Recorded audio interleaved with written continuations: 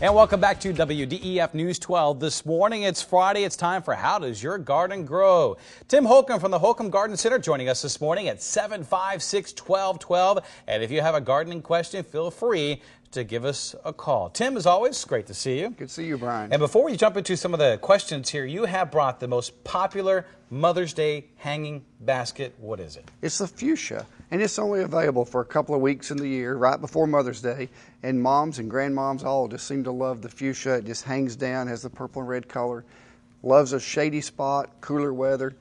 Keep it watered well, and you'll get blooms for a long, long time. All right, so all those guys and gals out there looking for something to buy Mom, there's the plant right there. All right, let's get into our phone callers again, 756-1212. Any gardening questions that you have. Janet is our first caller. Good morning to you, Janet. Good morning. Hi. Go ahead. I have a lemon tree that I have had for about 6 or 7 years planted in a container, and I think I need to transplant it. Okay. It's already got the blooms on it. Yes, ma'am. Is this a good time to do that, or should I wait? Well, you can transplant it from a container to a larger container at any time. All you're doing is giving it more room to grow. It should not put it into shock. I mean, the roots should stay pretty self-contained, but it will allow it to grow larger, and it will take less water by being in a larger container. Chris is our next phone caller. Good morning to you, Chris. Hello. Hi. I had a question. I was growing some ghost pepper plants. Yes, sir. And I've been growing them in the house for a while, and they seem like they're just stuck, and they're not getting any bigger. Well, they certainly need to be outside. Go ahead and plant those out in the garden or in a container. Give them liquid food that will really boost the growth quite quickly, and put a good slow-release fertilizer around them to give them long-term feeding, usually 2 to 3 months. Moving right along, again, 756-1212. We're answering your gardening questions this morning as Brenda is our next phone caller. Good morning to you, Brenda. Good morning. Hi. Good morning. I would like to ask you about elephant ears. Yes, ma'am. What type of environment do they take to more as far as do they like more water, more sun, or what? Because I have a problem. Sometimes mine grow really huge, and then sometimes they just don't really do much at all.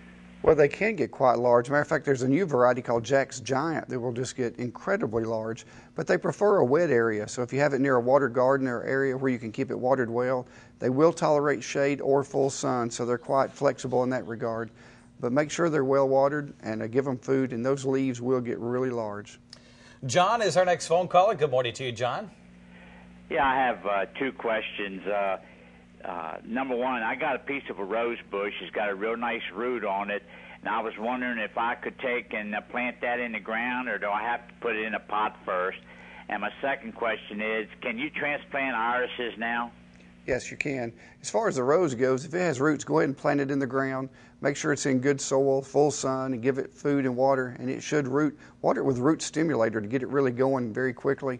And your irises can be divided now. Now, you may affect the blooms a little bit, but it certainly won't hurt the plant. Be sure on irises, don't plant them too deep. They like to be right on top of the ground. Melissa joining us now. Good morning to you, Melissa. Yes, I was wondering, I have a peach tree, and it blooms every year with beautiful little peaches, but they don't grow up. What's the problem with them? It doesn't produce peaches? Right. Okay, for some reason it's not being pollinated. Also, it could be a late frost. The last couple of years we had a late frost or freeze that knocked those blooms off. This year you should have peaches. If you don't have them this year, certainly it's not being pollinated correctly. There's not enough honeybees in the area.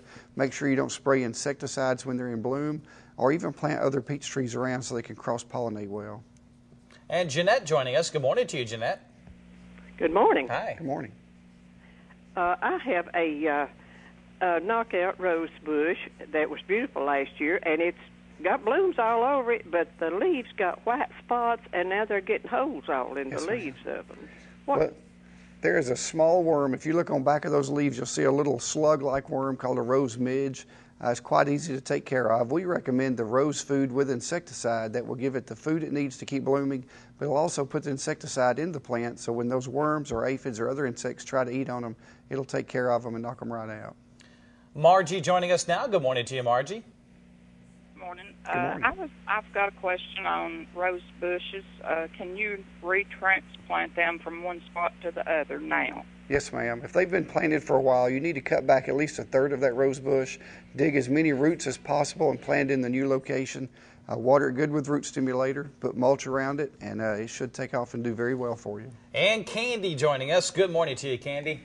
Yes, good morning. I would like to ask him about the cannons plant that grows, of course, out in the yard. Okay. I have a problem with when they grow and they're really, really huge and tall, and they multiply quickly, but the tops of them, after they get so tall, turn brown and crinkly and look like they're drying up. Are there any way of stopping that process from happening? Yes, ma'am. Generally, that's caused by a worm that can get into the top of it as it's starting to grow. They make a little web inside it and actually do damage to the leaves and or blooms. If you'll spray it with a good rose spray or flower spray, the first time you see any sign of that, it'll take care of it. Or if you just do it as they start to get big, you can prevent that.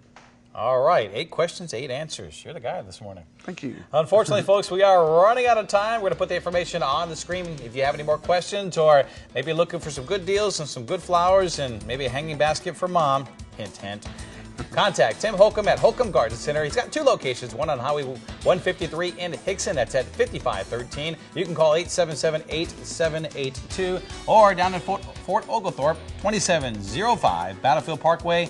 Call 706-861-4769 or look them up on the web at holcombgc.com. Thanks, Tim. Thank you, Brian. Folks, we'll take a short break. We have a lot more to come here on WDEF News 12 this morning.